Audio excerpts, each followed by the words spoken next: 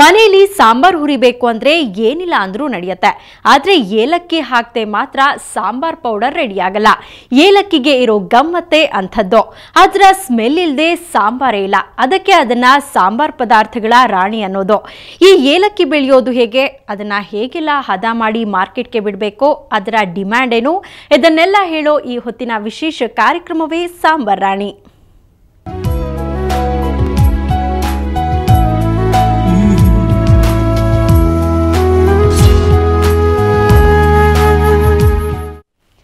ಕೊಡವರ ನಾಡು ಮಡಿಕೇರಿ ಸುಂದರ ಪ್ರವಾಸಿ ತಾಣ.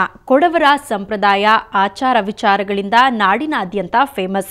ಚಿಕ್ಕಮಗಳೂರು ಹೇಗೆ ಕಾಫಿಗೆ ಹೆಸರು ಮಾಡಿದೆಯೋ ಹಾಗೆ ಕೊಡಗು ಏಲಕ್ಕಿ ಬೆಳೆಗೆ ಫೇಮಸ್.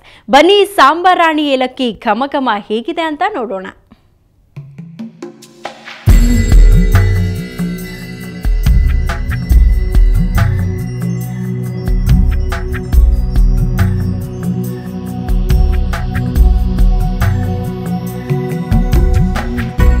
ಸ್ವಚ್ಛಂದ ಪರಿಸರ, ಸುತ್ತಲೂ ಕೈಬೀಸಿ ಕರೆಯೋ ಹಚ್ಚ ಹಸಿರಿನ ಗುಡ್ಡಗಳು, ಮಂಜಿಗೆ ಮುತ್ತಿಕ್ಕುತ್ತಿವೆಯೇನೋ ಎನ್ನುವಂತೆ ಬಾನಿಗೆ ಚಾಚಿಕೊಂಡ ಬೆಟ್ಟಗಳು.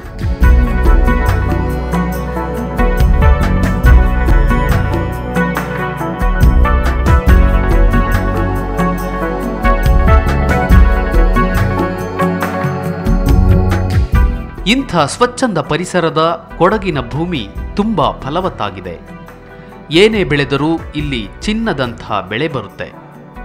ತೋಟದ ಬೆಳೆಗಳಿಗೆ ಬೇಕಾದ ಎಲ್ಲ ಗುಣ ಈ ಕೊಡಗಿನ ಮಣ್ಣಿಗಿದೆ.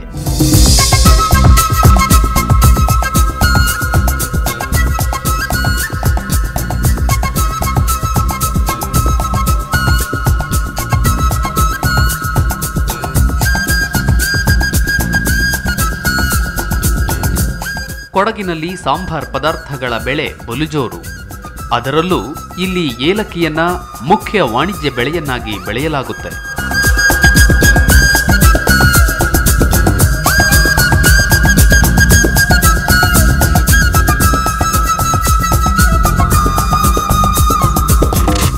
ಏಲಕ್ಕಿ ನೆಟ್ಟು 3 ವರ್ಷಕ್ಕೆ ಫಸಲು ಬಿಡಲು ಶುರುವಾಗುತ್ತದೆ.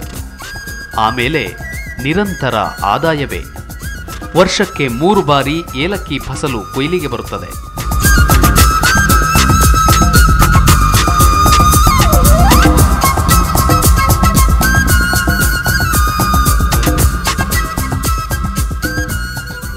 ಪ್ರತಿ 20 ರಿಂದ 25 ದಿನಕ್ಕೊಮ್ಮೆ ಏಲಕ್ಕಿ ಕೊಯ್ಲಿಗೆ ಬರುತ್ತೆ.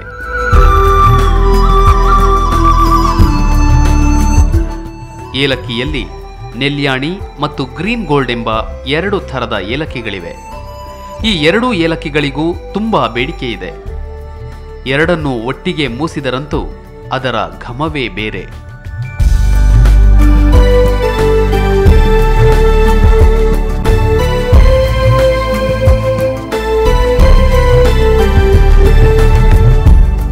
ಏಲಕ್ಕಿಗೆ ಸೂಟ್ ಆಗುವಂಥ ಏರಿಯಾ ಕೊಡಗು. ಅದಕ್ಕೆ ಏಲಕ್ಕಿಗೆ ಅದಕ್ಕೊಂದು ಬಂಗಾರದ ಬೆಳೆ ಅಂತಲೇ ಹೇಳ್ತಾರೆ. ಕೊಡಗಿನಲ್ಲಿ ಬೆಳೆಯೋ ಅಷ್ಟು ಚೆನ್ನಾಗಿ ಬೆಳೀತಾರೆ ಹಾಗೆ ಏಲಕ್ಕಿ. 1 ವರ್ಷದ ಗಿಡ ನಡ್ತೀವಿ. 6 ಅಡಿಗೆ ಒಂದು ತೋಟದಲ್ಲಿ 1200 ಗಿಡ ಬರ್ತದೆ ಒಂದು ಎಕರೆಗೆ. 1200 ಗಿಡಕ್ಕೆ 60 kg 80 kg ಎಲ್ಲ ಕೊಯ್ಬೋದು. ಒಳ್ಳೆ ಫಸಲು ಬಂದರೆ ಚೆನ್ನಾಗಿ ನೋಡಿ ನೀರಾವರಿ ಬೇಕು.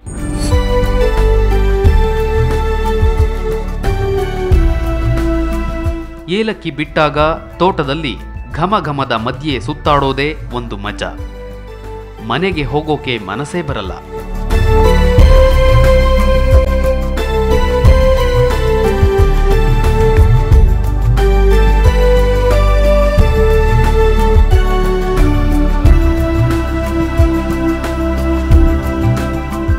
ಮೂರೇ ವರ್ಷ ಕಷ್ಟಪಟ್ಟರೆ ಸಾಕು. ಏಲಕ್ಕಿ ಬೆಳೆ ಆಯುಷ್ಯ ಇರೋ ತನಕ ಜೇಬು ತುಂಬಿಸಿಕೊಳ್ಳುತ್ತಲೇ ಇರಬಹುದು.